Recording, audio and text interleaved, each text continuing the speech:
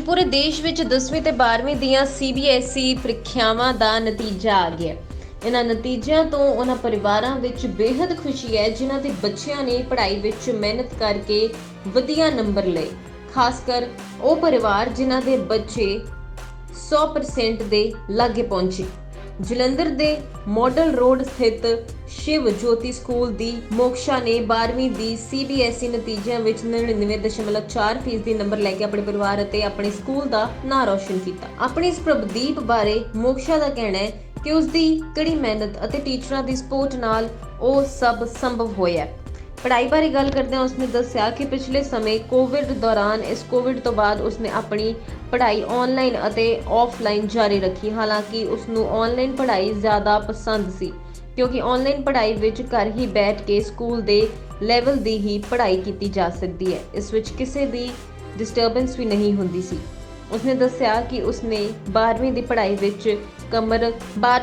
विच कमर सुरखी सी अते ਅੱਜ ਜਿਹੜਾ ਰਿਜ਼ਲਟ ਆਇਆ ਉਸ ਦੇ ਵਿੱਚ ਉਹ ਬਹੁਤ ਚੰਗੇ ਨੰਬਰਾਂ ਦੇ ਨਾਲ ਪਾਸ ਹੋਈ ਹੈ।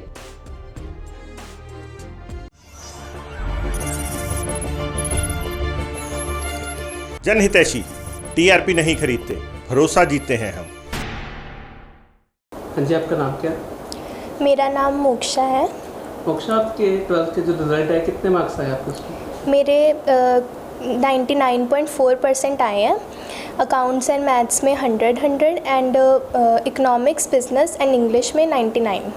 बात की जाए तो कोविड के दौर में वैसे बच्चे कम पढ़ पा रहे थे, तो ये तो इतने ज़्यादा नंबर लेके आने की तो आसान बात नहीं है। तो जो ये मेहनत है उसके पीछे का क्या राज है वो सबको बता दो।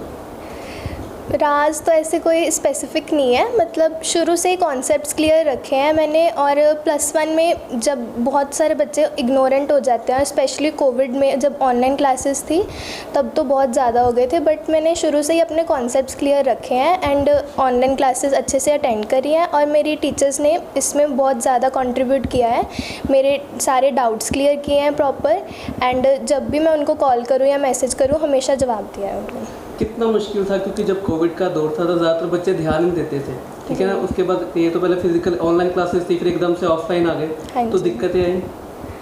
नहीं, क्योंकि हमारे स्कूल ने ऑप्शन रखी थी कि ऑफ़लाइन या ऑनलाइन हम दोनों अटेंड कर सकते हैं, और मैं ऑनलाइन में ज़्यादा कंफर्टेबल थी बिकॉज़ मुझे लगता था स्कूल आके थोड़ा मतलब ऊपर नीचे टाइम वेस्ट होता है आने जाने में, तो घर पे भी क्योंकि सेम क्वालिटी एजुकेशन मिल रही थी तो इसलिए मैं ऑनलाइन क्लासेस ज़्यादा प्रेफर करती थी। एंड बस फ्यूचर के बारे में सोच के मोटिवेशन मिलती है कि अगर हम अब पढ़ लेंगे तो बाद में हमें ही बेटर रिजल्ट्स मिलेंगे, इसलिए मेरे अच्छे पढ़ाई हुई हमेशा। फ्यूचर के बारे में क्या सोचा हुआ जो मोटिवेट कर रहा था इतना ज़्यादा? फ्यूचर में हर कोई सोचता है higher salary, well paid, white collar job, तो मैंने CA का टारगेट अपना रखा हुआ है एंड मैं प्रॉपर अब CA के कोर्स में एनरोल करूँगी।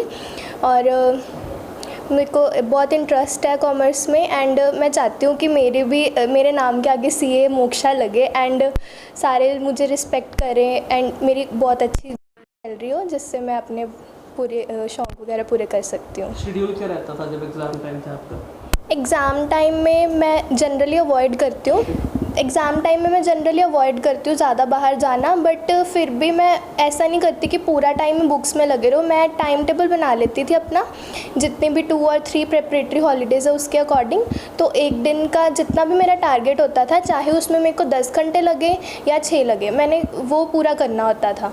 फिर बाकी टाइम मैं रिलैक्स करती थी बिकॉज प्रॉपर रेस्ट भी ज़रूरी है। सारा टाइम अगर हम पढ़ते नहीं तो दिमाग पे बहुत स्ट्रेस पड़ जाता है और उतनी कैपेसिटी मतलब दिमाग स्टोर नहीं कर सकता, तो पिछला भी भूल जाता है। फैमिली की तरफ से तो प्रेशर होता था कि इतने मार्क्स लेके आए हो?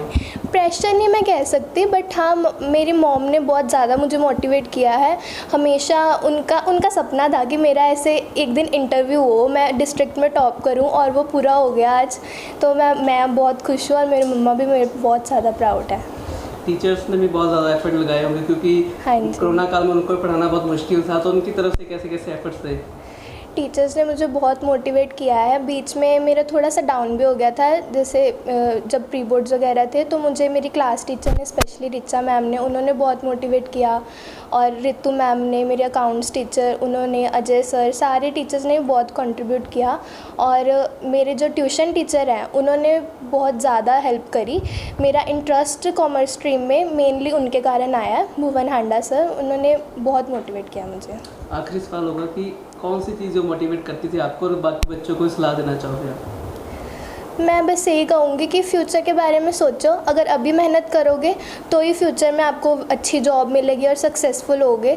मतलब एक टारगेट रखो कि आपको क्या अचीव करना है, उसके अकॉर्डिंग मतलब हर चीज़ आसान हो जाती है। कोई हार्ड वर्क फिर मुश्किल नहीं है। ठीक है, शुक्रिया। Thank you.